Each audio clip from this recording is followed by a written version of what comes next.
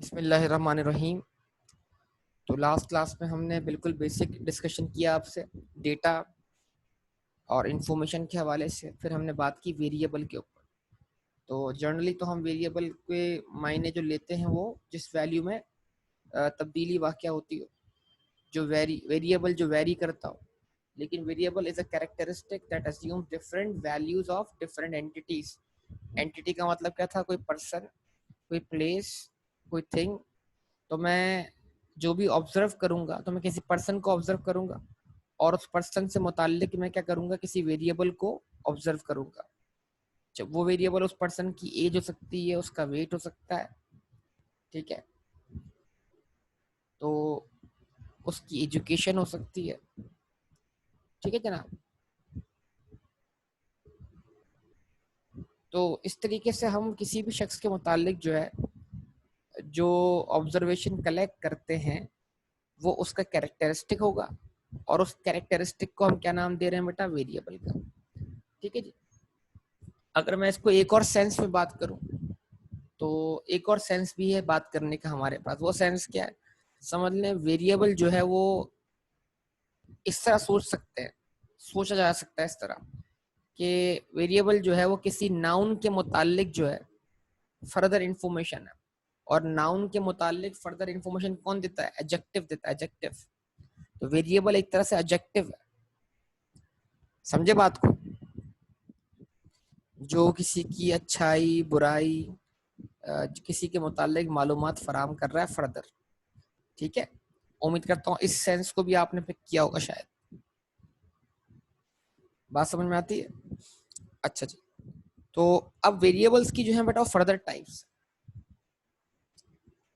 Further types क्या है?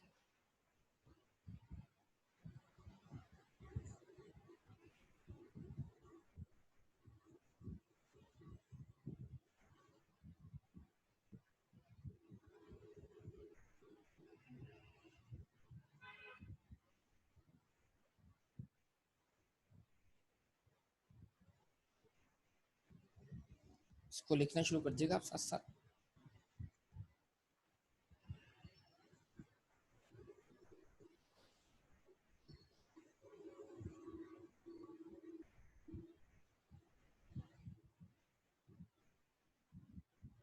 तो बेसिकली हमने वेरिएबल को क्या कर दिया?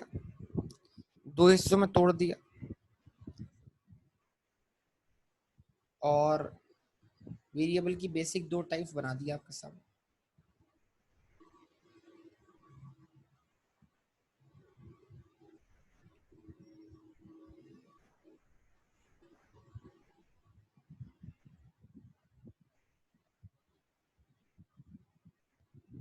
Quantitative,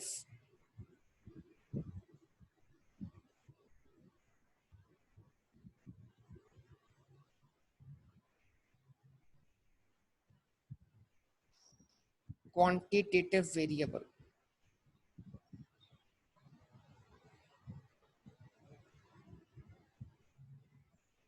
qualitative variable.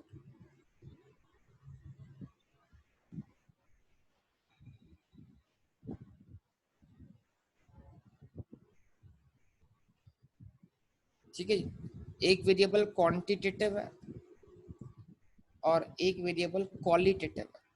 एक क्वांटिटी को मेजर कर रहा है किसी भी चीज की, और एक केस में किसी भी चीज की क्वालिटी मेजर की जा रही है। ठीक है जी। तो अब ये क्वांटिटेटिव जो है वो क्या है?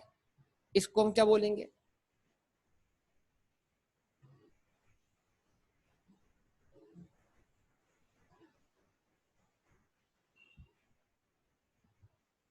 That takes numerical value.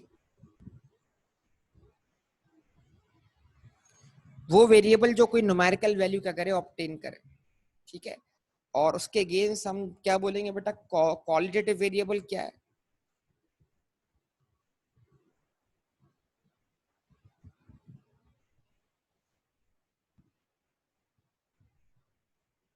That takes non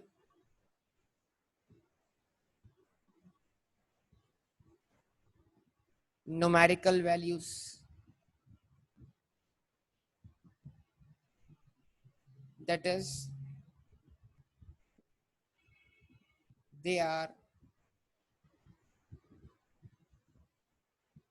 attributes. ठीक है जी। एग्जाम्पल्स क्या है, बड़ी सिंपल सी बात है, देखिएगा एग्जाम्पल्स, दोनों तरफ एग्जाम्पल कोशिश करते हैं पैरेलल लेके चले बात समझने के लिए। एक वेरिएबल वो है जो न्यूमेरिकल वैल्यू गेन करेगा, एक वेरिएबल वो है जो न्यूमेरिकल वैल्यू गेन नहीं करेगा। They are what actually attributes.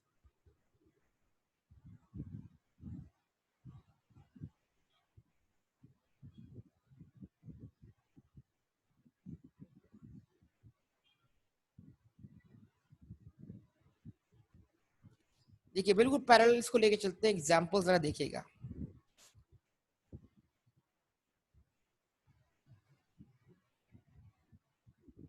Marks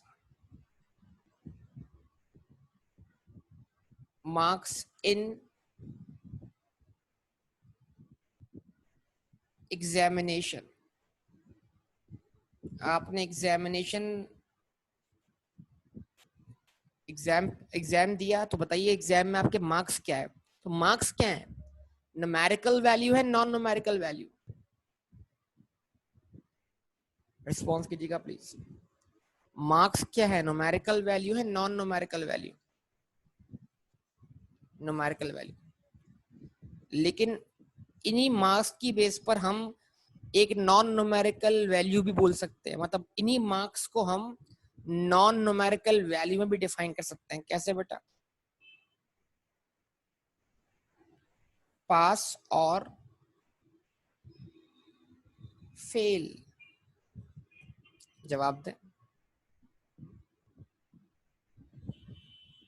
yes और नो?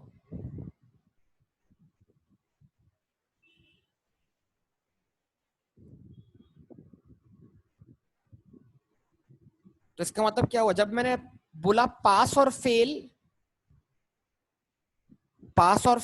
तो मतलब क्या हुआ?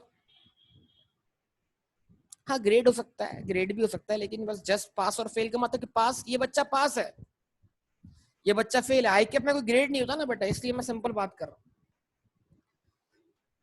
जिसके 50 नंबर या उससे ऊपर नंबर है वो पास है।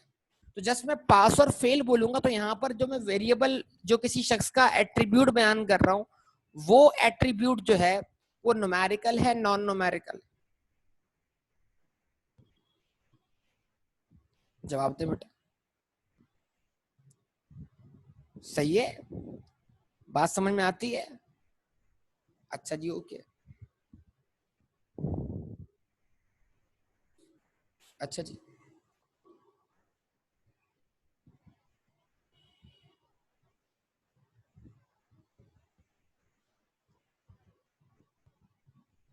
नंबर ऑफ माइल्स टेकन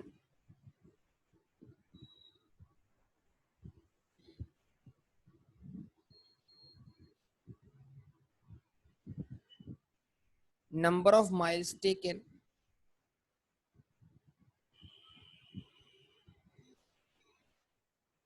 ये पहली एग्जाम्पल थी हमारी, ये दूसरी एग्जाम्पल थी। Number of miles taken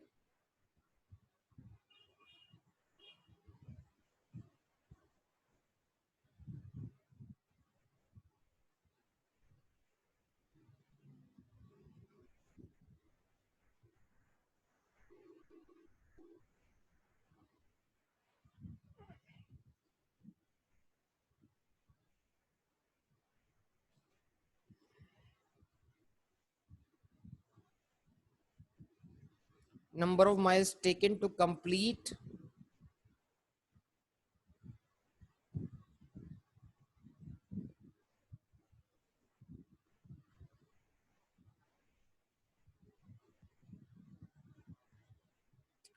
a journey। ठीक है जी, आपको कितना डिस्टेंस आपने कवर किया, आपने अपना सफर कितने माइल्स कवर करके मुकम्मल किया, नंबर ऑफ माइल्स, आपने कितना डिस्टेंस कवर किया, ठीक है जी। Number of miles taken to complete a journey, ठीक है जी। लेकिन इसके अपोजिट अगर हम लिखते हैं तो क्या लिखते हैं, अगर मैं इसी बात को इस तरह लिखता हूं, लॉन्ग और शॉर्ट जर्नी, ठीक है। Number of miles taken to complete a journey, और उस तरफ क्या लिखा हमने, लॉन्ग और शॉर्ट जर्नी।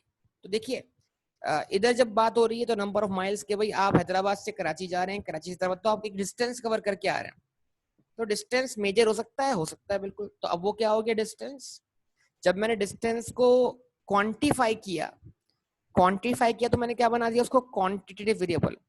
लेकिन जब मैंने बोला यार बड़ा लंबा सफर था यार, बड़ा थकावट वाला सफर था, बहुत लंबा सफर तय करके आया हूं, तो मैं क्वांटिफाई नहीं कर रहा हूं, मैं उसको क्वालिटेटिवली डिफाइन कर रहा हूं। क्या ये बात समझ पा रहे हैं आप लोग बेटा, जवाब दे।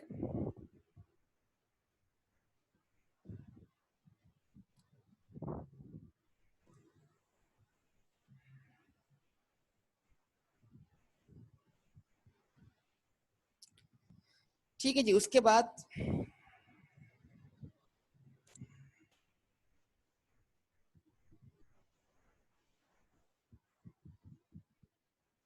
अगर हम बात करें हाइट ऑफ स्टूडेंट्स की हाइट,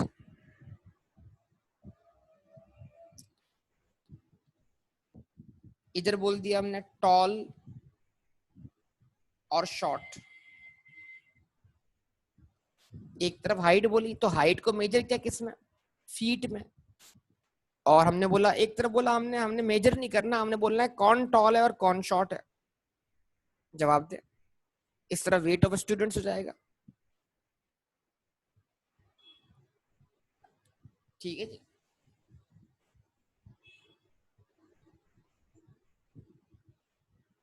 उसके बाद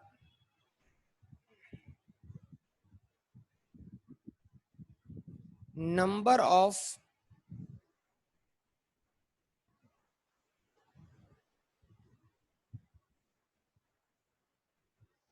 रिजेक्टेड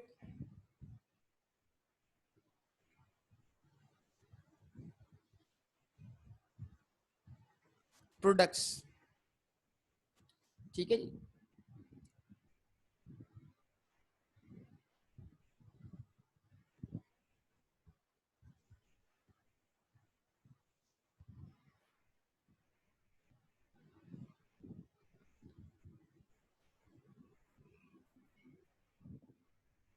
हाँ बिल्कुल, किसी भी चीज को बोल सकते हैं, height of student, height of spouse, कोई इशू नहीं, ठीक है।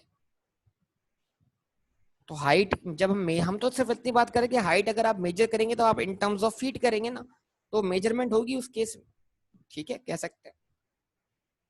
जो एग्जाम्पल है ना,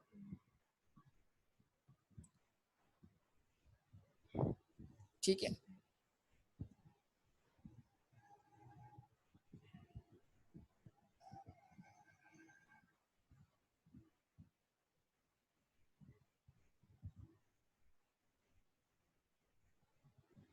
डिफेक्टिव और नॉन डिफेक्टिव। तो एक तरफ क्या बोला हमने, नंबर ऑफ रिजेक्टेड प्रोडक्ट्स, यानी वो प्रोडक्ट्स जो रिजेक्ट कर दी गई हैं, ठीक है,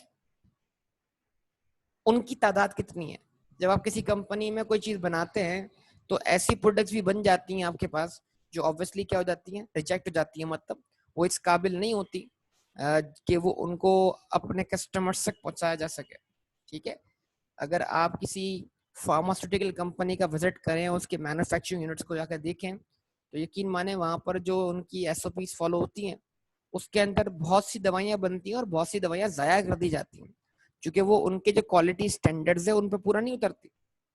तो बहुत सारी क्वांटिटी बनने वाली दवाइयों की रिजेक्ट हो जाती है। इस तरह बहुत सारी प्रोडक्ट्स बनती हैं। आप अगर आप कभी आपने प्रोडक्शन देखी हो फैक्ट्रीज के अंदर, तो फैक्ट्रीज में एक इंस्पेक्शन डिपार्टमेंट होता है, पता है आपको? फैक्ट्री में एक इंस्पेक्शन डिपार्टमेंट होता है। जैसे लेज है, तो लेज की फैक्ट्री के अंदर भी एक इंस्पेक्शन डिपार्टमेंट है। तो जब वो ट्रक भर के जो है वो जो पोटैटोज आएंगे ना, आलू पहुंचेगा, तो पहले आलू जो है एक मशीन से गुजरेगा, और उस मशीन पर लोग खड़े होंगे इंस्पेक्शन के तौर पर, और वो ये देखेंगे जनाब कि जो उसमें पोटैटोज हैं वो एक एवरेज साइज के हैं कि नहीं। तो जो जरूरत से ज्यादा बड़े आलू होंगे या जो जरूरत से ज्यादा छोटे आलू होंगे वो उसमें से अलग कर दिए जाएंगे, वो उसमें से रिजेक्ट कर दी जाएंगे। ये बात समझ में आती है बेटा?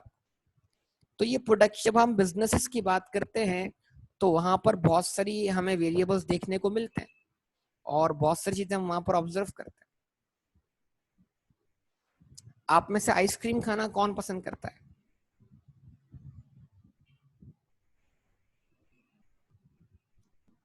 बेटा ग्रेड्स ऑब्वियसली क्वालिटेटिव हो गए ना, grades A B C D। क्या आप ग्रेड्स को क्वांटिफाई कर रहे हैं, या आप ग्रेड्स को, आप ग्रेड्स के लिहाज से, यार मैं A ग्रेड होल्डर हूं, मैं B ग्रेड होल्डर हूं, तो ऑब्वियसली ग्रेड्स क्या हो गए? क्वालिटेटिव हो गए। तो अगर आप डेटा को तोड़ते हैं ग्रेड्स की बेस पर, तो आप क्या कर रहे हैं? डेटा को ब्रेक कर रहे हैं क्वालिटेटिवली। हाँ जी। आप में से आइसक्रीम खाना कौन पसंद करता है?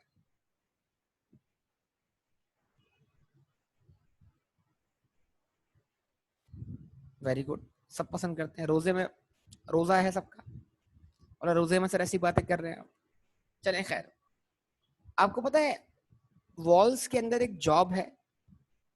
वो जॉब पता है क्या है? कि रोजाना आपको सिर्फ एक काम करना है, वो है कि आपने बनने वाली आइसक्रीम टेस्ट करनी है। कैसी जॉब है? कैसी जॉब है बताइए आपके ख्याल में? कि रोज आपकी जॉब ये है कि आप आइसक्रीम टेस्ट करें।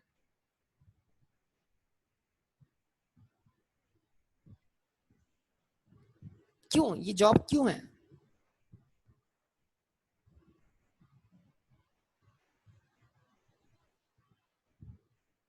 जवाब दे बेटा। पार्टिसिपेट करेंगे तो बात बनेगी, अदरवाइज क्या होगा? ठहरे रहेंगे वरना। हाँ, ताकि क्वालिटी चेक की जा सके। यानी आइसक्रीम का जो टेस्ट है वो कांस्टेंट रहना चाहिए ना। जब देखो आप घर में आइसक्रीम बनाते हो, घर में कभी खाना बनाते हो, कभी अच्छा बन जाता है, कभी बुरा बन जाता है। कंपनीज क्या करती हैं? कंपनीज अपनी प्रोडक्ट को चाहती हैं कि वो कांस्टेंट टेस्ट में रहे, मतलब एक क्वालिटी जो तय हो चुकी है, फिर उसमें ना कोई कमी हो ना कोई उसमें इजाफा हो, और हर बार वो प्रोडक्ट जो है वो सेम क्वालिटी के साथ क्या डिलीवर हो। इसलिए वो क्या करती हैं, उसको वो टेस्ट करवाते हैं उस आइसक्रीम को। और एक बंदा उन्होंने रखा हुआ है इस जॉब के लिए। अब वो जब आइसक्रीम खाएगा तो इसका मतलब क्या है? वो आइसक्रीम टेस्ट करके बताएगा जनाब कि क्वालिटी के लिहाज से सही है या नहीं है। अगर वो रिजेक्ट कर देगा तो वो सारी आइसक्रीम जाया हो जानी है, या उसको रीप्रोसेस कर देना है उन्होंने। समझते हैं इस बात को बेटा? तो इस तरह बहुत सारी दुनिया भर में कंपनीज प्रोडक्ट्स बनाती हैं, और वो प्रोडक्ट्स जो हैं वो रिजेक्ट भी होती हैं, उसमें गुड क्वालिटी प्रोडक्ट भी होती हैं, उसमें डिफेक्टिव प्रोडक्ट्स भी होती हैं। तो अगर मैं इस बात को ये बोलूंगा जनाब कि आप जिस कंपनी में काम करते हैं उसमें कितनी प्रोडक्ट्स रिजेक्ट कर दी गई हैं, तो उनकी गिनती बतानी पड़ेगी। तो जब मैं गिनती बता रहा हूं तो मतलब मैं डिफेक्टिव प्रोडक्ट्स को क्वालिटी क्या कहते हैं, क्वांटिटी में डिफाइन करने जा रहा हूं।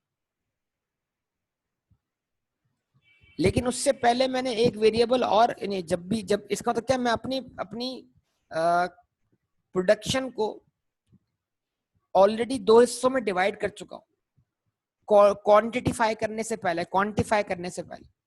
और वो दो हिस्से क्या थे? या तो मेरे पास गोडाउन में वो प्रोडक्ट्स रखी होंगी जो डिफेक्टिव होंगी, या वो रखी होंगी जो नॉन डिफेक्टिव होंगी। ठीक है, सबसे पहले हम क्लास में एंटर होते हैं। क्लास में एंटर होने के बाद हम क्लास को ब्रेक करते हैं कितने हिस्सों में? दो हिस्सों में, मेल और फीमेल। तो अगर मैं बोलूंगा मेल और फीमेल तो मतलब क्या हुआ? तो मैं क्लास को क्वांटिफाई कर रहा हूं, या मैं क्वालिटेटिवली क्लास को डिवाइड कर रहा हूं? जवाब दें। तो मेल और फीमेल होना क्या है, एट्रीब्यूट है ऑब्वियसली। तो इट मींस दैट अगर हम जस्ट बोलेंगे मेल और फीमेल तो उसका मतलब ये हुआ कि ये क्वालिटेटिव वेरिएबल है। लेकिन जब मैं बोलूंगा भाई आपकी क्लास में कितने परसेंट मेल होते हैं और कितने परसेंट फीमेल होते हैं, तो फिर अब हम क्या करने जा रहे हैं, इसको क्वांटिफाई करने जा रहे हैं। यस और नो जवाब दीजिएगा प्लीज सब लोग। ठीक है, तो कोई इतनी मुश्किल बात नहीं है। तो वेरिएबल्स क्वांटिटेटिव भी हैं और वेरिएबल्स क्वालिटेटिव भी। ठीक है, तो कोई इशू इसके अंदर बेटा आपको?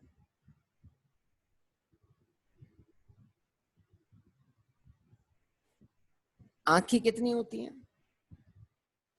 आंखें कितनी है? दो ही है ना, ये फैक्ट है, दो है, क्वांटिटी भी है। अच्छा, लेकिन आंखों के कलर अलग अलग होते हैं। इंसान बूढ़ा भी हो सकता है, इंसान जवान भी हो सकता है, इंसान बच्चा भी हो सकता है। जो मैं बोलूंगा बूढ़ा जवान बच्चा, तो ये क्या हो गई बेटा, ये क्वालिटी हो गई। तो इस तरह से हम किसी भी चीज को डिफाइन कर सकते हैं। ठीक है, हम सिटी की बात कर ले, हमने कहा हैदराबाद का एरिया, टोटल ज्योग्राफिकल एरिया हमारा कितना है। तो जाहिर सी बात है ज्योग्राफिकल एरिया जब हम कैलकुलेट करने बैठेंगे तो हम उसको क्वांटिफाई करने जाएंगे। ठीक है, और लेकिन हम हैदराबाद को अलग तरीके से डिफाइन कर सकते हैं। हैदराबाद हवाओं का शहर है। हवाओं का शहर मतलब यहाँ पर हवाएं बहुत चलती हैं। तो हमने क्या कर दिया, उसकी क्वालिटी डिफाइन करना शुरू कर दी। तो आई थिंक आपके लिए इनफ है ये, और ये सारी बातें आपको समझ में आनी चाहिए। ठीक है जी, मैं बोलूंगा बेटा, अच्छा एक बिल्कुल कंपैरिजन हो जाएगा ये। चले एक और एग्जाम्पल ले लेते हैं, आखिरी इस पे कंक्लूड करते हैं। आप क्या खाना पसंद करते हैं, आप कितना खाना पसंद करते हैं, ये दो अलग अलग बात हो गई ना। आप क्या खाना पसंद करते हैं, आप कितना खाना पसंद करते हैं। क्या खाना पसंद करते हैं means what, your favourite food. तो your favourite food is what, favourite का मतलब क्या हुआ, क्या जो आपको ज्यादा अच्छा लगता है। आप कितना खाना पसंद करते हैं, क्वांटिटी, कितनी बिरयानी खाओगे भाई, कितने समोसे पकोड़े खाओगे। ठीक है, तो बोले 2 प्लेट खाएंगे। अच्छा जी, ओके। तो उम्मीद करता हूँ आपको ये सारा डिस्कशन आपको समझ में आया होगा। तो वेरिएबल्स क्वांटिटेटिव भी हैं और वेरिएबल्स बेटा क्वालिटेटिव भी। ठीक है, ठीक है जी, ओके ना। उसके बाद ये जो क्वांटिटेटिव वेरिएबल है इसकी फर्दर दो टाइप्स।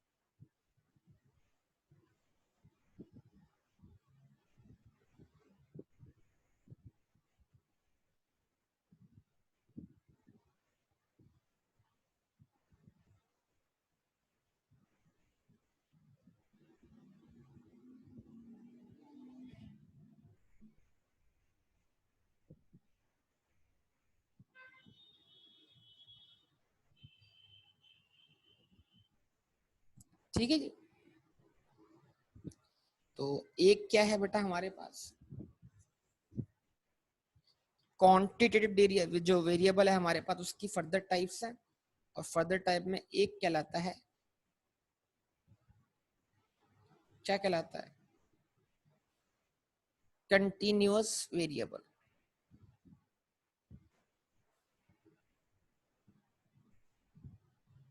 ठीक है जी, क्या कहलाता है, एक यानी क्वांटिटेटिव वेरिएबल जो है वो क्या है, दो किस्म के हैं। एक कहलाता है कंटिन्यूअस वेरिएबल और दूसरा कहलाता है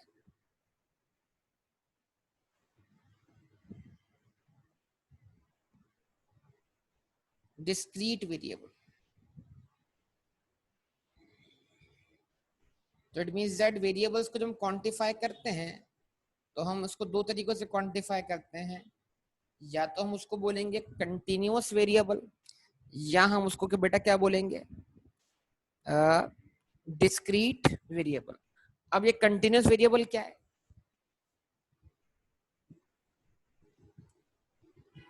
that takes any value from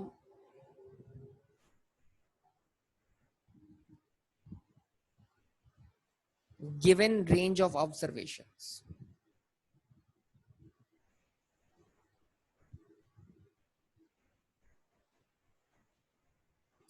और डिस्क्रीट क्या है,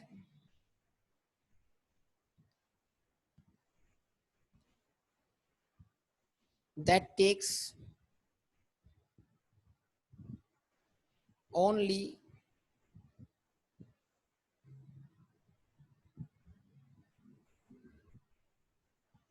a specific value from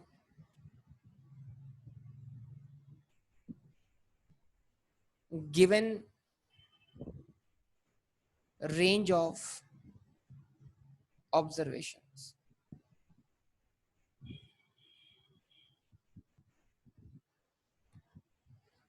ठीक है जी। अच्छा जी, अब इस चीज को आप समझिएगा जरा, मतलब क्या है, जो आपके पास ऑब्जर्वेशन की रेंज है क्वांटिटी के अंदर, अगर उसमें आप कोई भी वैल्यू गेन कर सकते हैं, उस रेंज के दरमियान से कोई भी वैल्यू गेन कर सकते हैं, तो फिर वो वेरिएबल जो है बाय नेचर क्या है, कंटिन्यूअस है।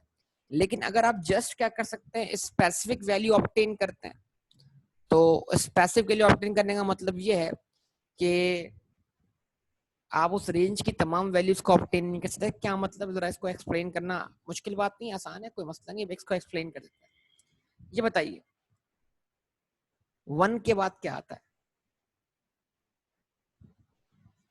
1 के बाद क्या आता है, 1 के बाद 2 आता है, 1 के बाद 1.1 नहीं आ सकता, 1 के बाद 1.1 नहीं आ सकता, 1.01 नहीं आ सकता, आ सकता है। लेकिन जिस गिनती में 1 के बाद 2 आए, 2 के बाद 3 आए, 3 के बाद 4 आए, 4 के बाद 5 आए, 5 के बाद 6 आए, यानी दरमियान की जो वैल्यूज है, जो पॉइंट्स में आ रही हैं, वो स्किप हो जाए, तो फिर ऐसे वेरिएबल को हम डिस्क्रीट बोलेंगे। क्या बोलेंगे बेटा, डिस्क्रीट। यानी आप 1 के बाद डायरेक्ट जंप कर रहे हो 2 पर, और दरमियान में मौजूद 1 और 2 के दरमियान जितनी भी वैल्यूज मौजूद हैं उनको आप इग्नोर कर रहे हो। आप 1.5 को इग्नोर कर रहे हो, आप 1.4 को इग्नोर कर रहे हो, आप एक कंप्लीट वैल्यू की तरफ जा रहे हो। यस और नो, जवाब दीजिए। लेकिन जहां पर आप 1 के बाद 1.1 भी कंसीडर कर लो, 1.2 भी कंसीडर कर लो, डायरेक्ट 2 पे जंप ना करो, 3 पे जंप ना करो, दरमियान की वैल्यूज को भी कंटिन्यू करो, मतलब कंसीडर करो, और आप कंप्लीट वैल्यूज को भी कंसीडर करो, तो फिर ऐसा वेरिएबल बाय नेचर क्या कहलाता है बेटा, कंटिन्यूस कहलाता है। ठीक है, तो अब बहुत सारी चीजें ऐसी हैं जिसके अंदर हम वैल्यूज को कंप्लीट ही काउंट कर पाएंगे, उनको हम इनकम्प्लीट काउंट नहीं कर पाएंगे। कैसे, देखिए, अब अगर मैं बोलता हूँ नंबर ऑफ स्टूडेंट्स, तो नंबर ऑफ स्टूडेंट्स कितने होंगे, 10 होंगे, 11 होंगे, 12 होंगे, 20 होंगे, 30 होंगे, 40 होंगे, 50 होंगे। मैं ये नहीं बोल सकता जनाब कि मेरी क्लास में जो है वो 20.5 स्टूडेंट्स हैं। क्या मैं बोल सकता हूँ ऐसा कि मेरी क्लास में 20.5 स्टूडेंट्स हैं?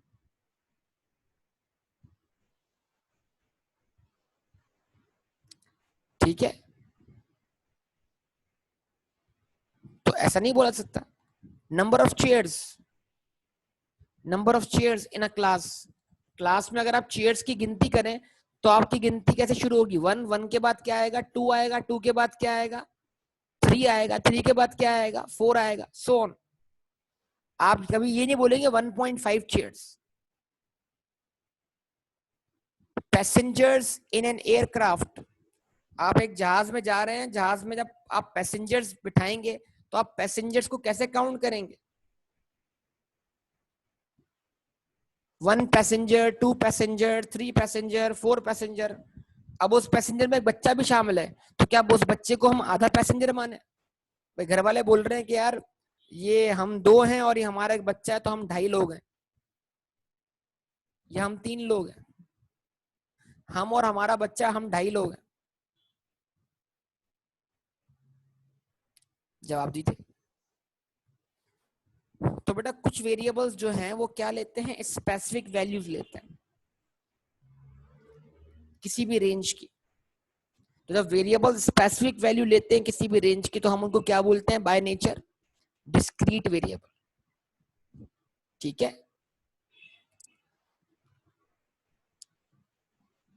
और कुछ वेरिएबल्स ऐसे हैं जो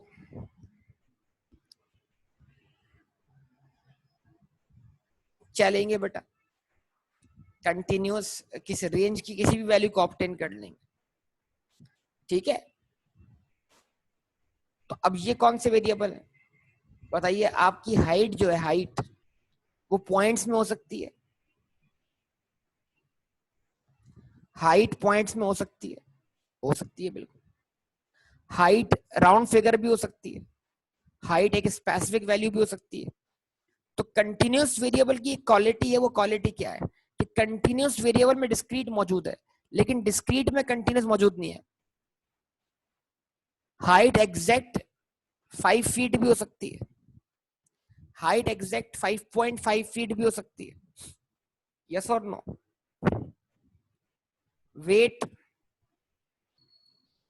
वेट वेट भी क्या है? बाय नेचर कंटिन्यूअस है। ठीक है जी। Temperature, temperature by nature continuous है। तो इसका मतलब, बताने का मतलब ये, कुछ वेरिएबल्स ऐसे हैं जो डेटा की रेंज में से कोई भी वैल्यू हासिल कर सकते हैं, और कुछ वेरिएबल ऐसे हैं जो डेटा की रेंज में सिर्फ क्या करेंगे? स्पेसिफिक वैल्यू हासिल करेंगे। मार्क्स एग्जामिनेशन में, मार्क्स, मार्क्स इन एग्जामिनेशन।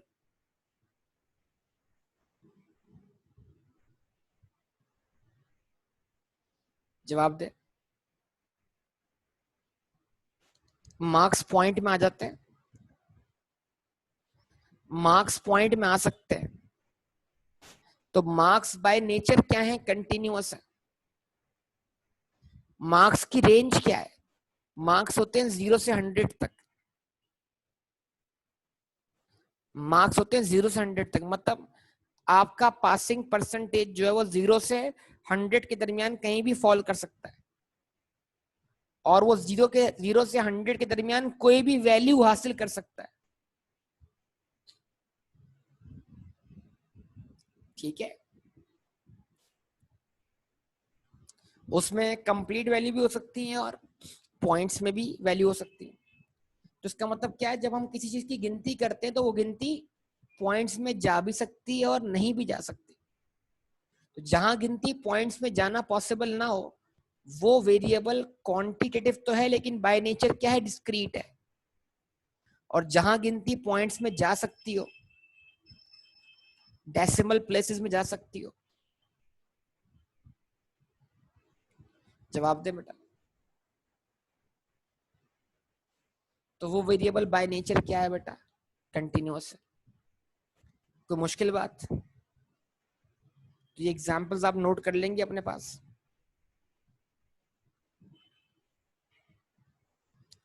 ठीक है।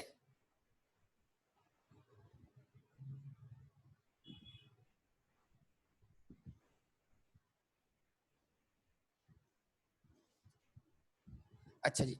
अब फर्दर कुछ बातें इसमें ऐड करते हैं, वो क्या है?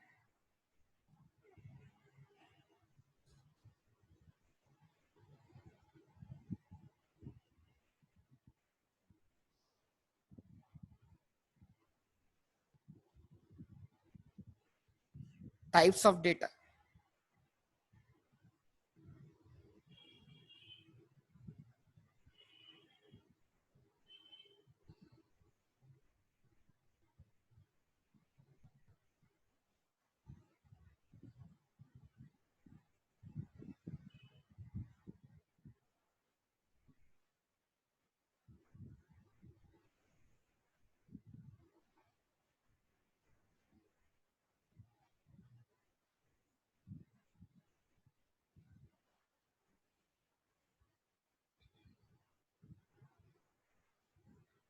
ठीक है जी। टाइप्स ऑफ डेटा,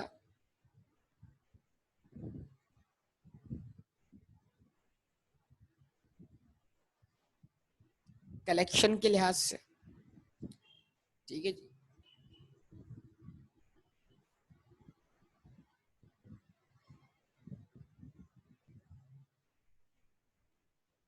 साइज के लिहाज से और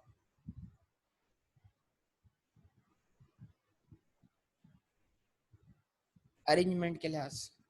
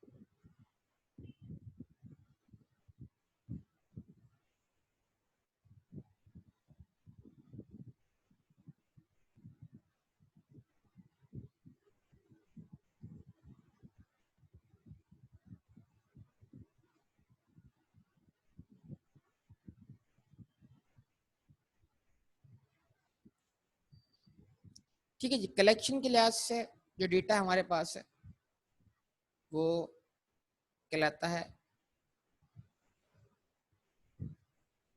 प्राइमरी,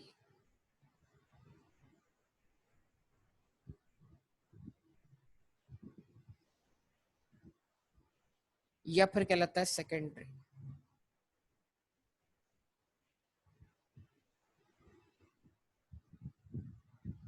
ठीक है, प्राइमरी डेटा और सेकेंडरी डेटा। साइज के लिहाज से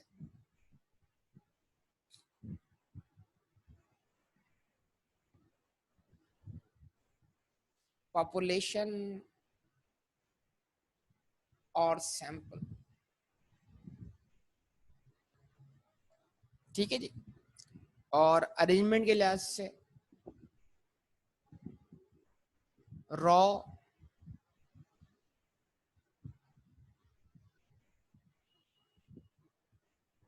और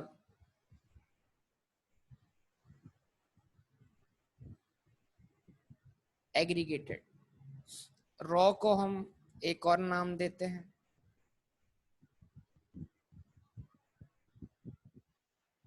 अनग्रुप्ड, और एग्रीगेटेड को हम नाम देते हैं ग्रुप्ड। तो ये बेटा डेटा की फर्दर क्लासिफिकेशन है। तो अगर हम डेटा कलेक्शन की बात करें तो कलेक्शन के लिहाज से डेटा की दो टाइप्स हैं, प्राइमरी डेटा और सेकेंडरी डेटा। ठीक है, प्राइमरी डेटा और सेकेंडरी डेटा। और अगर हम साइज ऑफ डेटा के लिहाज से बात करें तो स्केल ऑफ जो कलेक्शन है हमारा, कि हम डेटा किस स्केल पे जाके कलेक्ट कर रहे हैं, तो स्केल ऑफ कलेक्शन के लिहाज से डेटा पॉपुलेशन डेटा है और सैंपल डेटा है। और डेटा कलेक्ट करने के बाद जो आपकी इंफॉर्मेशन होती है वो रॉ फॉर्म में होती है। तो रॉ फॉर्म से आपको उसको ऐसी शक्ल में लाना होता है कि वो दूसरों के लिए रीड करना जो है वो मुमकिन हो, दूसरों के लिए समझना पॉसिबल हो। तो आप उसको अरेंज करते हैं। अरेंज करने के बाद आप उसको एग्रीगेटेड फॉर्म में लेकर आते हैं, ग्रुप फॉर्म में लेकर आते हैं। ठीक है जी। तो बड़ी सिंपल सी बातें, कोई मुश्किल बात नहीं है। लेकिन इसको इसको इस तरह समझ लें कि अब इसको इसके बारी बारी, क्योंकि इसके छोटे छोटे एमसीक्यूज आ सकते हैं पेपर के अंदर, एक एक नंबर के थ्योरेटिकल, तो इसको आप कवर कर लें, कोई मुश्किल बड़ी बात नहीं। ठीक है, तो प्राइमरी डेटा को मैं कैसे एक्सप्रेस करूं, इन सब के लिए आप कुछ पॉइंट्स लिख लें, नोट कर लें।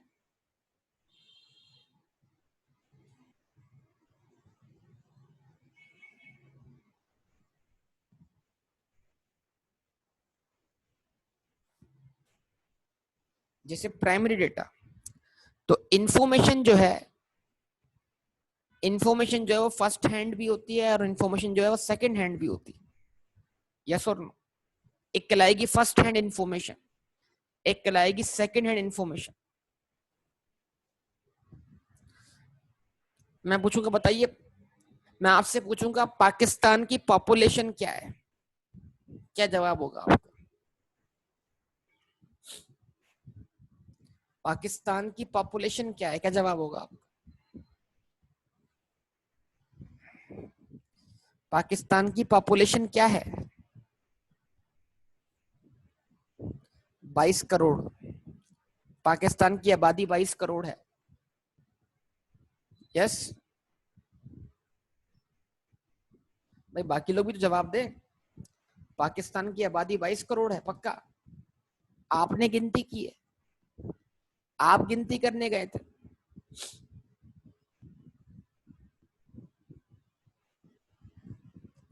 तो ये बात आपको कहां से पता लगी? ये बात आपके लिए फर्स्ट हैंड इंफॉर्मेशन है या सेकंड हैंड इंफॉर्मेशन है?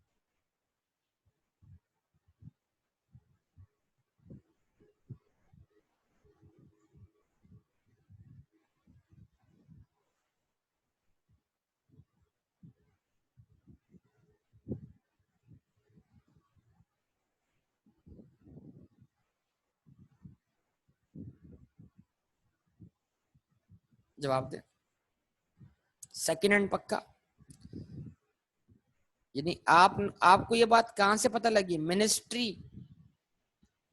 किसी मिनिस्ट्री की वेबसाइट से, किसी गवर्नमेंट की वेबसाइट से?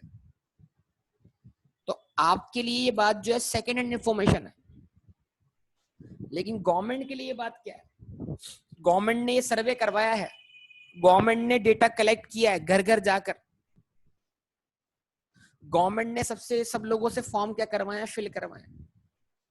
गवर्नमेंट के लिए इंफॉर्मेशन क्या है? First hand information.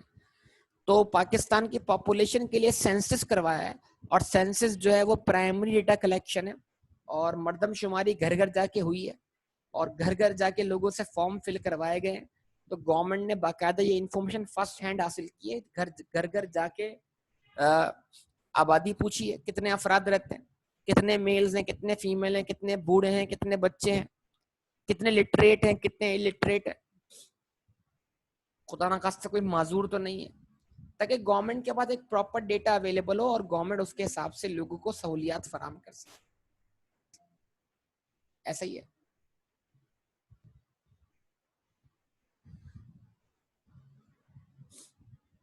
लेकिन आप एक बिजनेस है, और बिजनेस की बुनियाद पर आप गवर्नमेंट की जो मालूमात है उसको यूज कर सकते हैं। तो फिर आप गवर्नमेंट की वेबसाइट पे जाएंगे, और उस वेबसाइट से आप किसी भी इलाके की मालूमात लेंगे, उस इलाके की पॉपुलेशन कितनी है। फिर जाहिर सी बात है, आप जो सेकंड हैंड डेटा है आप उसको इस्तेमाल करने जा रहे हैं। ऐसा ही है। तो एक प्राइमरी डेटा है और एक क्या है, सेकेंडरी डेटा। तो अगर आप कोई भी इंफॉर्मेशन लेते हैं न्यूज से, इंटरनेट से, तो चांसेस क्या है, वो प्राइमरी डेटा होगा, सेकेंडरी डेटा होगा? जवाब दें।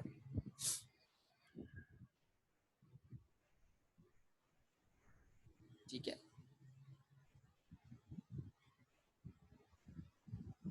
सेकेंडरी होगा। क्या इंटरनेट से क्या इंटरनेट से मिलने वाला डेटा प्राइमरी हो सकता है?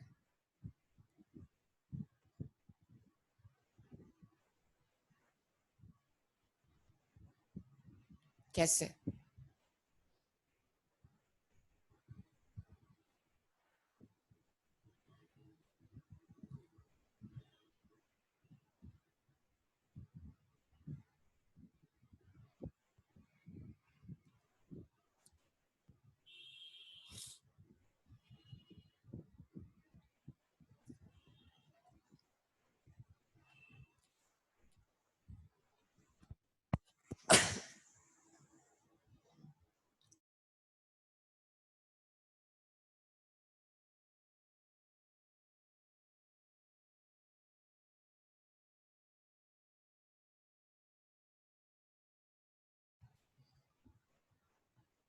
तो सवाल आपसे किया था मैंने, क्या सवाल किया था कि क्या इंटरनेट से कलेक्ट होने वाला डेटा प्राइमरी हो सकता है कि नहीं हो सकता?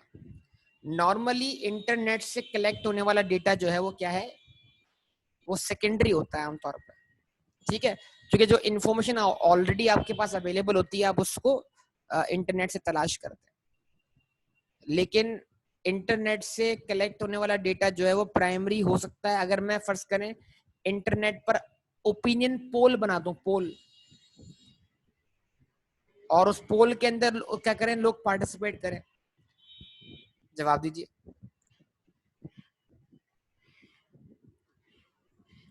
जैसे अगर मैं एक पोल बनाऊं, आप कौन सी पॉलिटिकल पार्टी को सपोर्ट करते हैं, तो उससे मुझे आपके बारे में मालूमात मिल जाएगी जो कि फर्स्ट हैंड इंफॉर्मेशन है। तो इंटरनेट पे ओपिनियन पोल बनाया जा सकते हैं। इंटरनेट के जरिए हम ये आपसे इंटरव्यू ले सकते हैं वीडियो कॉन्फ्रेंसिंग करके। तो अगर वीडियो कॉन्फ्रेंसिंग करके किसी का इंटरव्यू लिया जा रहा है तो ये भी फर्स्ट हैंड इंफॉर्मेशन है, क्योंकि डायरेक्ट आप उस बंदे से रास्ते में आ गए, ठीक है। हाँ, एक ऑलरेडी अगर कलेक्टेड डेटा कहीं रखा हुआ है, कोई रिसर्च शेयर हुई है, कोई डेटा कलेक्शन होकर पब्लिश पब्लिश ठीक है, जो सेकेंडरी डेटा होता है ना वो पब्लिश होता है। पब्लिश मतलब जो ऑलरेडी किसी ने कलेक्ट किया और लोगों के लिए रख दिया, तो इसकी एक प्रॉपर्टी वो क्या है, पब्लिश्ड, कि एक बंदे ने इस पे काम किया है और बाकी लोगों के लिए वो काम क्या कर दिया, उसने रख दिया है ताकि लोग क्या करें, उससे मुस्तफीद हो सके, फायदा उठा सके, ठीक है। तो ये आपके सामने है। तो प्राइमरी डेटा और सेकेंडरी डेटा, तो प्राइमरी डेटा कलेक्शन की सोर्सेस क्या होंगी, प्राइमरी डेटा कैसे कलेक्ट किया जाता है, सोर्सेस क्या है उसकी, सोर्सेस ऑफ प्राइमरी डेटा,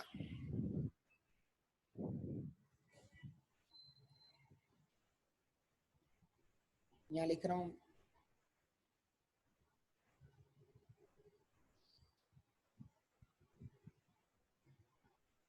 किस तरह उसको कलेक्ट किया जाता है, सोर्सेस क्या है उसके। तो उसमें नंबर वन क्या है, हम उसको बोलते हैं क्वेश्चनियर।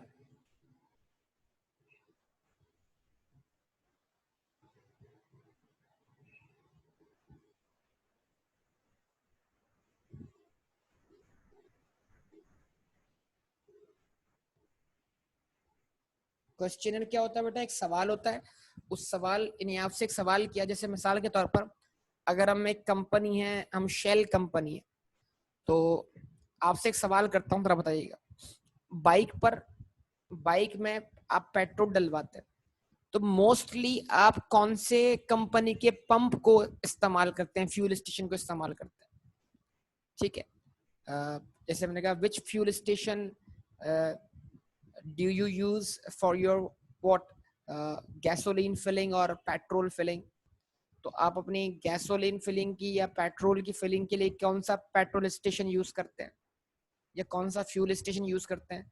ऑप्शन में आ गया पीएसओ, ऑप्शन में आ गया शेल, ऑप्शन में आ गया टोटल, ठीक है, ऑप्शन में आ गया बाइको, ठीक है जी। तो इस तरह मुख्तलिफ ऑप्शन रख दिए, अदर्स ऑप्शन रख दिया, अदर मतलब अगर कोई और अदर है तो अदर में लिख दें आप। तो इसका मतलब क्या हुआ, इससे हमें लोगों की अब तक की तरजीहात पता लगेंगी। अच्छा जी, मोस्टली लोग जो हैं वो ज्यादातर पाकिस्तान में पीएसओ का पंप इस्तेमाल करते हैं पेट्रोल फिलिंग के लिए, यस और नो, क्या ख्याल है आप?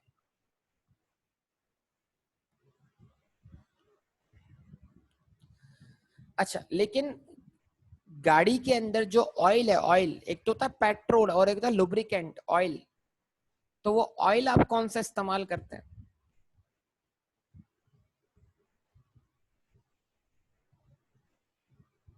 ठीक है, तो जब ऑयल की बारी आती है तो ऑयल की बारी में भी पीएसओ के ऑयल भी हैं, कैलटेक्स के ऑयल भी हैं, और शेल वालों की तरफ से भी ऑयल आते हैं, यस और नो, जवाब दें। तो जब ऑयल की बारी आती है तो मोस्टली लोग जो है वो शेल कंपनी के ऑयल इस्तेमाल कर रहे होते हैं, क्या कहते हैं? अब शेल कंपनी जो है वो इस बात पे रिसर्च करना चाह रही है कि यार हमारा ऑयल तो बहुत चलता है लेकिन हमारे पंप्स जो हैं उन पंप से पेट्रोल फिलिंग इतनी ज्यादा नहीं होती, मतलब पीएसओ के मुकाबले। तो अब वो सर्वे करवाना चाह रहे हैं, वो आवाम की तरजीहात को जानना चाह रहे हैं। तो वो क्या करते हैं, अपने पंप्स पर लोगों को एक फॉर्म देते हैं कि भाई ये फिल कर दो। वो अपने कस्टमर्स को एक फॉर्म देते हैं कि फिल कर लो, ये क्वेश्चन है, इसको फिल कर दो। क्वेश्चन में क्या होगा, मुख्तलिफ क्वेश्चन होंगे और ऑप्शन दिए हुए होंगे। इस तरह वो डेटा कलेक्ट कर रहे हैं अपने कस्टमर्स की तरजीहात का, और वो ये रीजन तलाश करना चाहते हैं, वो एक प्रॉब्लम को इन्वेस्टिगेट करना चाहते हैं जो कि इंडस्ट्रियल प्रॉब्लम है, कि भाई हम अपनी पेट्रोल की सेल्स को किस तरह बढ़ा सकते हैं। जवाब दें। बिल्कुल, रेस्टोरेंट्स हमसे रिव्यू कार्ड्स लेते हैं, बिल्कुल सही, बेहतरीन बात बोल दी। ठीक है, फीडबैक लेते हैं, फीडबैक फॉर्म लेते हैं। तो फीडबैक फॉर्म लेना, क्वेश्चनर्स करना, ये सब क्या है, फर्स्ट हैंड इन्फॉर्मेशन। ठीक है ना? अच्छा जी, उसके बाद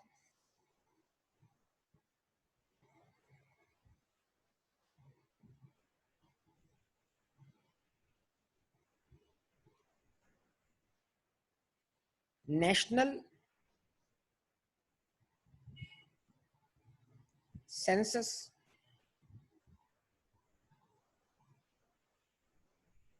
मर्दमशुमारी इसको हम कहते हैं।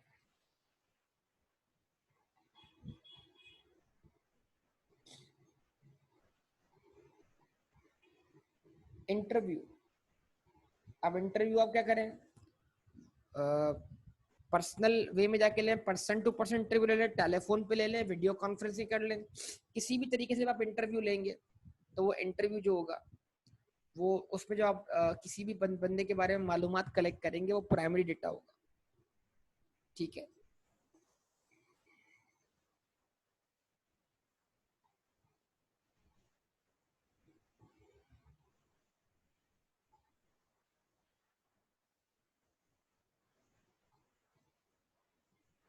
Direct observation. ठीक है जी,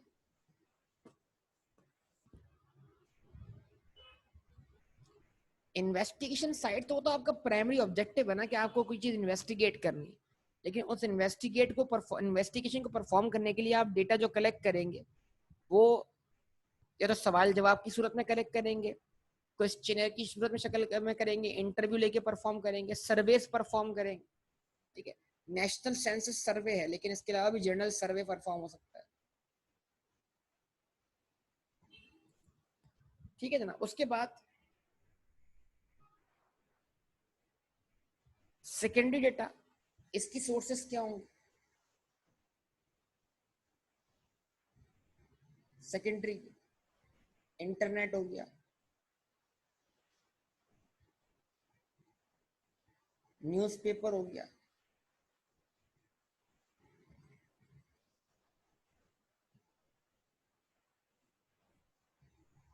टेलीविजन हो गया। तो जो आप कहीं से बात सुनकर आगे बयान कर रहे हैं, इंटरनेट पे सर्च कर रहे हैं, न्यूज़पेपर से पढ़ रहे हैं, ये सारी मालूमात आपके पास क्या, सेकेंड हैंड इंफॉर्मेशन। ठीक है,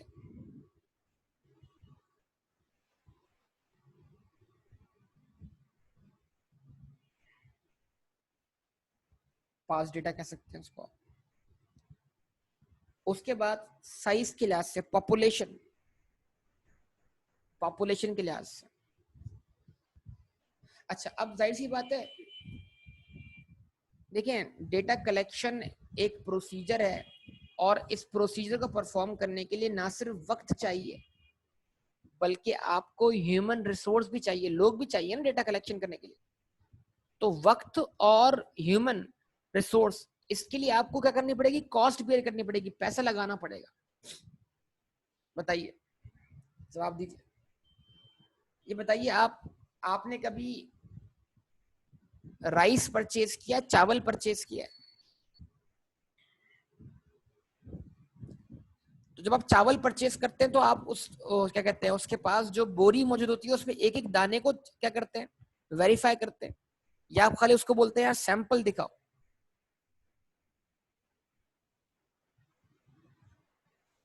तो सैंपल का मतलब क्या है, वो जो बोरी पड़ी है चावल की, उसमें जो चावल के दाने हैं वो उसकी पॉपुलेशन है। लेकिन आप क्या करते हैं, उस बोरी से चंद चावल के दाने निकलवाते हैं, अपने हाथों में देखते हैं और हाथों में देखकर फैसला कर लेते हैं, और आप ये समझते हैं कि बाकी चावल के दाने भी उस बोरी के अंदर बिल्कुल ऐसे ही होंगे। यस और नो?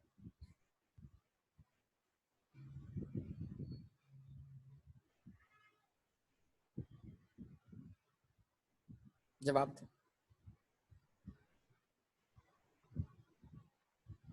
तो डेटा कलेक्ट आप किस स्केल पे कर रहे हैं? अगर आप एक एक फर्द से डेटा कलेक्ट कर रहे हैं, आप किसी को भी नहीं छोड़ रहे, तो इट मींस दैट आप डेटा कलेक्ट कर रहे हैं, आपका डेटा कलेक्ट करने का जो वो है वो क्या है, पॉपुलेशन। लेकिन आप चंद लोगों से डेटा कलेक्ट करते हैं, गिनती के लोगों से डेटा कलेक्ट करते हैं, आप पूरी पॉपुलेशन को कंसीडर नहीं करते। इसका मतलब क्या हुआ कि आप डेटा जो कलेक्ट कर रहे हैं वो सैंपल बेस पे कर रहे हैं। देखिए मिसाल, इसकी मिसाल समझिएगा। पाकिस्तान में बहुत सारी कंपनीज हैं जो ये काम करती हैं, जो सर्वेस परफॉर्म करती हैं। एक कंपनी के नाम है गैलप सर्वे। क्या नाम है बेटा? गैलप सर्वे, नाम सुना है? गैलप सर्वे। जियो के साथ इनकी पार्टनरशिप है, गैलप सर्वे। जब 2011 में इमरान खान ने लाहौर में एक जलसा किया था, सुना होगा आपको, पता होगा शायद आपको, और 2013 में इलेक्शन था। तो 2011 में इमरान खान ने एक जलसा किया, इमरान खान की पॉपुलैरिटी का ग्राफ बहुत ऊपर जा चुका था।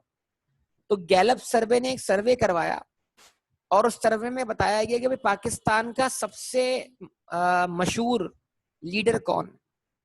तो उस सर्वे का जवाब था इमरान खान। अच्छा जी। उसके बाद जब 2013 का इलेक्शन करीब आया, 2013 का इलेक्शन करीब आया, ठीक है, तो इस सर्वे, मतलब इस सर्वे का जवाब था कि भाई पाकिस्तान का पॉपुलर लीडर कौन है? जवाब था नवाज शरीफ। और 2013 का इलेक्शन नवाज शरीफ जीत चुका था, ठीक है ना? तो अब ये इसमें, ये जब भी इन्होंने सर्वे दिया, इन्होंने कहा, जब भी इन्होंने सर्वे दिया और सर्वे देने के बाद इन्होंने कहा कि भाई ये पाकिस्तान की आवाम की राय है। पाकिस्तान की आवाम कहती है कि पाकिस्तान का सबसे मशहूर लीडर इमरान खान था 2011 में। फिर पाकिस्तान की आवाम कहती है कि पाकिस्तान का सबसे मशहूर लीडर जो है वो कौन है? नवाज शरीफ है। तो मैं आपसे एक सवाल करता हूं, जब 2011 में सर्वे हुआ तो उस सर्वे में क्या आप शामिल थे? आपसे पूछा गया।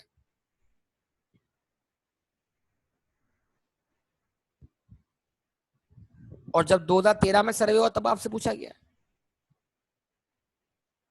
तो फिर ये पाकिस्तान की आवाम की राय कैसे हो गई?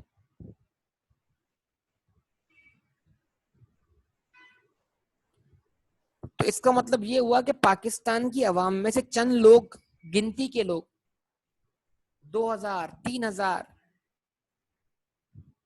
4000 लोग सिलेक्ट कर लिए गए और उन 4-5 हजार लोगों को से जो डेटा कलेक्ट हुआ, उस डेटा को ये समझा गया कि ये पूरी पाकिस्तान की राय है। यानी मतलब अवाम में से चावलों की तरह वही सैंपल लिया गया, उस सैंपल पे सर्वे परफॉर्म हुआ और वो सर्वे परफॉर्म होने की बिना पर क्या हुआ बेटा?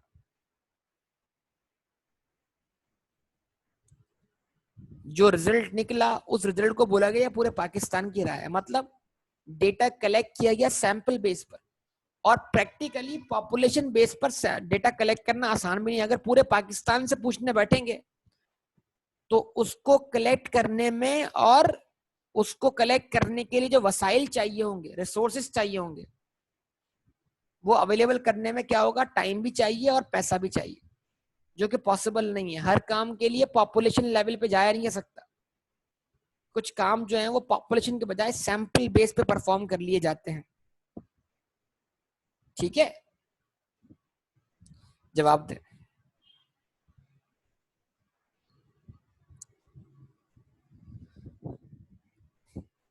अच्छा, आपकी क्लास जो है, आपकी क्लास के जो स्टूडेंट्स हैं, आपकी क्लास जो है वो अलहम्द में पढ़ने वाले मतलब स्टूडेंट्स सिर्फ आप ही हैं या आपके अलावा भी हैं?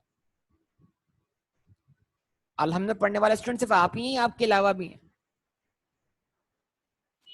लेकिन अगर मैं सर्वे सिर्फ आपकी क्लास के लेवल पे परफॉर्म करता हूं और मैं बाकी आवाम को इग्नोर करता हूं, तो वो सर्वे जो है मैंने सैंपल बेस पे परफॉर्म किया, क्या उस सर्वे के अंदर अलम की तमाम पॉपुलेशन काउंट हुई स्टूडेंट्स की, या सिर्फ मैंने आपकी क्लास का सर्वे लिया और वो सर्वे लेकर मैंने उसको पूरी पॉपुलेशन पे अप्लाई कर दिया?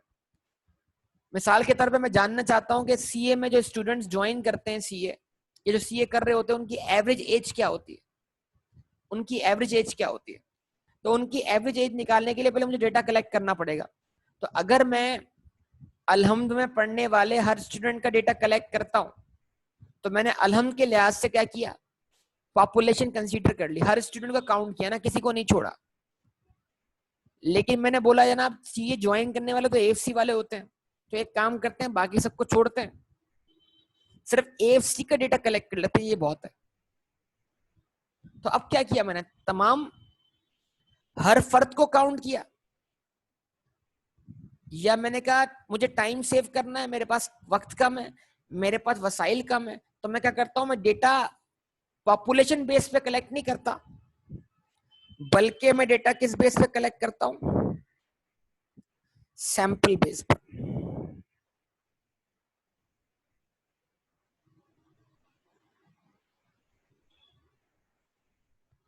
यस और नो? तो ये मुमकिन है बेटा?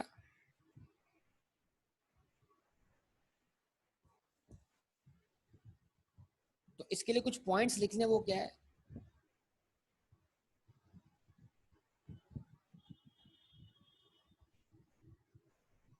डेटा कलेक्शन फ्रॉम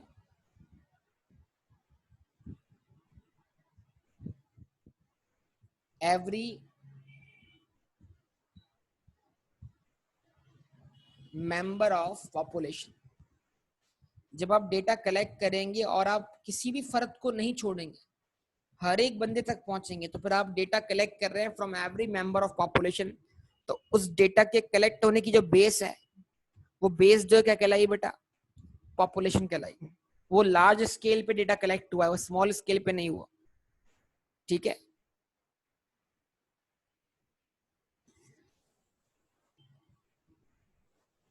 और यहां पर सिलेक्शन फ्रॉम पॉपुलेशन,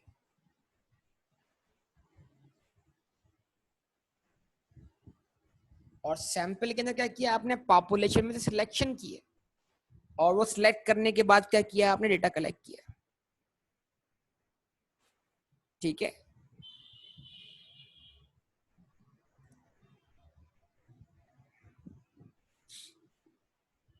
तो कोई मुश्किल बात नहीं मेरे ख्याल से। अच्छा, उसके बाद डेटा कलेक्ट हो गया, कलेक्ट होने के बाद डेटा जो है वो क्या है, रॉ है, अनग्रुप्ड है।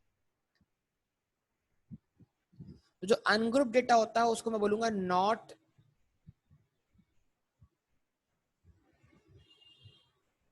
क्वालिटेटिव। कि आप ग्रुपिंग जो होती है ना, ग्रुपिंग वो हमेशा क्वालिटी के लिहाज से होगी। अगर स्टूडेंट के मार्क्स है तो मार्क्स सारे कलेक्ट हो गए, लेकिन मार्क्स कलेक्ट होने के बाद कितने पास हैं कितने फेल हैं, अगर आपने अभी तक पास और फेल की लिस्ट तैयार नहीं की तो आपने डेटा को अभी तक ग्रुप ग्रुप में तकसीम नहीं किया, आपने डेटा को अब तक ग्रेड्स में तकसीम नहीं किया। तो जो रॉ डेटा होगा अनग्रुप, वो क्वालिटेटिव नहीं होगा। जब तक आप उसको क्वालिटेटिव वे में जाके तकसीम नहीं करेंगे तो आप ग्रुपिंग नहीं कर पाएंगे।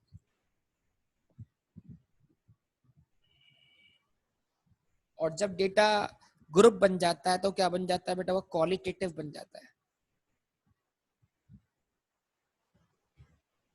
कि आपने अपने रिजल्ट्स को तोड़ दिया दो हिस्सों में, पास या फेल में। आपने अपने रिजल्ट को तोड़ दिया ग्रेड्स में।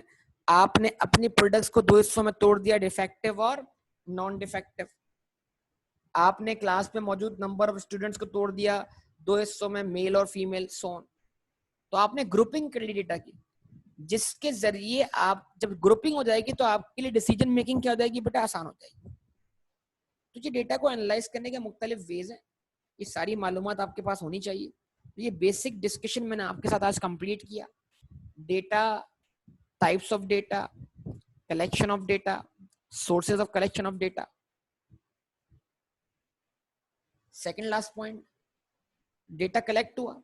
अच्छा, अब बड़ी सिंपल सी बस पे एग्जांपल लें। एग्जांपल क्या है, फर्ज करें, बताइए बताइए हैदराबाद के अंदर फ्लाईओवर्स या अंडरपासेस की जरूरत है। ट्रैफिक के मसाइल हैं हैदराबाद में, आप बताइए ट्रैफिक के मसाइल हैं इधर हमारे शहर में? हमारे शहर में ट्रैफिक के मसाइल नहीं है ना? ट्रैफिक के मसले अभी देखो, लॉकडाउन खुला है और खुलते ही क्या हालत हो गई शहर की, जवाब दीजिए।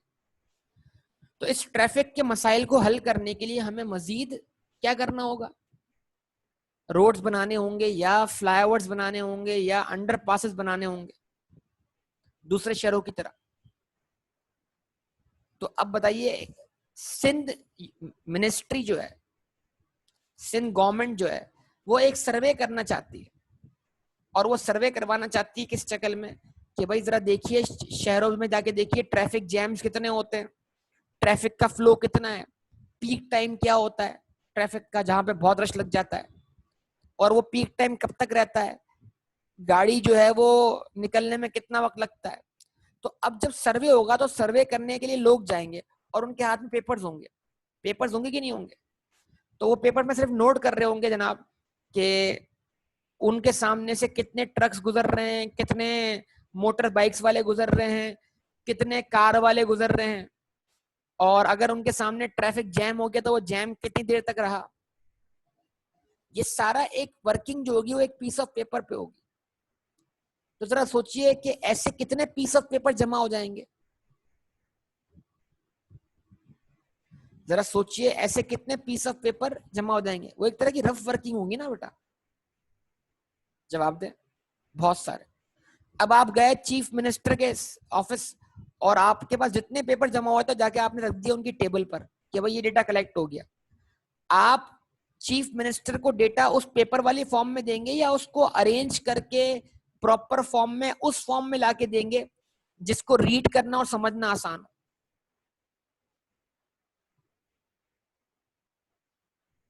तो मतलब आपको उसको कन्वर्ट करना होगा, रॉ से अरेंज फॉर्म में लाना होगा, ग्रुप फॉर्म में लाना होगा, जिसके जरिए उससे डिसीजन मेकिंग क्या हो जाए, आसान हो जाए। तो वो जो पीस ऑफ पेपर्स हमारे पास है वो हमारा रॉ डेटा है। लेकिन जब उस रॉ डेटा को एक्सट्रैक्ट करके उन बहुत सारे हजारों पेजेस को क्या कर दिया हमने, जब उन तमाम हजारों पेजेस को हमने सिंगल पेज पे कन्वर्ट कर दिया या एक रिपोर्ट फॉर्म में कन्वर्ट कर दिया, तो वो डेटा क्या हो गया हमारे लिए बेटा, अरेंज हो गया, एग्रीगेटेड हो गया, ग्रुप्ड हो गया। ठीक है, तो उम्मीद करता हूँ बात समझ में आई होगी आपको। तो यहाँ तक स्टॉप करूंगा इंशाल्लाह, बाकी डिस्कशन आपसे अगली क्लास में होगी। तो अगली क्लास में हम परफॉर्म करेंगे डेटा कलेक्शन। ये बेसिक थ्योरी मैंने कवर करवा दी है, अब उसके बाद हम प्रैक्टिकल काम कर रहे होंगे, हम डेटा कलेक्शन करेंगे। ठीक है, और उसको हम कलेक्ट भी करेंगे और पहले हम उसको रखेंगे। अच्छा, ये जो बातें मैंने आज पढ़ाई है ना, ये आगे भी आपके सामने रिपीट होनी है, लेकिन वो प्रैक्टिकली रिपीट होनी है। तो मैं आपको याद दिलाता रहूंगा, अगर किसी का कोई पॉइंट रह भी जाता है अभी, तो वो आगे ऑटोमेटिकली कवर हो जाना है। कैसे? कि जब हम उसको कलेक्ट कर रहे होंगे तो तो कलेक्ट करने के बाद आपको कलेक्शन भी दिख रहा होगा, आपको उसका अरेंजमेंट भी दिख रहा होगा, वो डेटा आपको रॉ फॉर्म में भी दिख रहा होगा। ठीक है,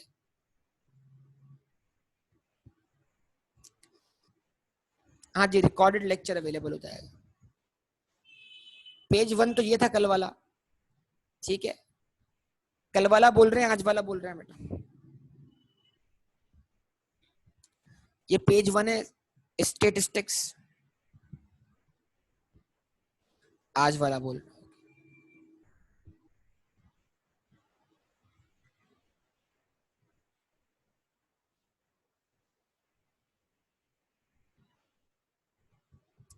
यूट्यूब लिंक मिल जाएगा आपको बेटा आपके ग्रुप पर। ठीक है, यूट्यूब का लिंक मिल जाएगा।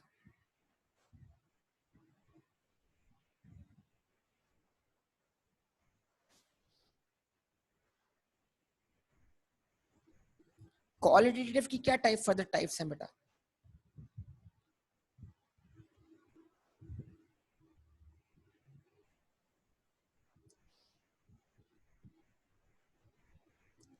ठीक है जी, आपके सामने आ गया ये पेज 1 आ गया।